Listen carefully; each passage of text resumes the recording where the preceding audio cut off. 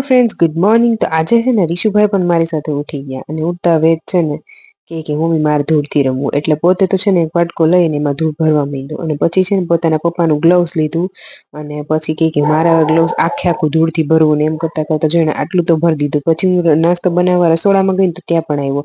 આ છે ને ટેબલ ખોલાવ્યું મારી પાસે ને ચા દૂધ પોતે પેલા બોટલમાં પીતો હતો ને પછી મને એમ કે મમ્મી મને હવે નાસ્તો આપી દે, હું એ નાસ્તો કરી લઉં. ઈશુભાઈ ને જવું તો ઓલી વાડી, એટલે જો હું એને તૈયાર કરું તો એને જરાય વાંધો નથી આવતો. મોબાઈલમાં જોઈને ઉલટાને નખરા હુજે. બાકી જો હમણાં એમ કહું કે હાલ ભણવા જવું એટલે નો એ મને કપડાં પહેરાવા દે કે નો મને માથું ઓરાવા દે. અને જો એ ફટાફટ મસ્ત તૈયાર થઈ અને બેસી ગયો એક્સેસમાં. અને બહાર જવું હોય ને એટલે કાંઈ ન જોઈએ, બસ એ જ જોઈએ.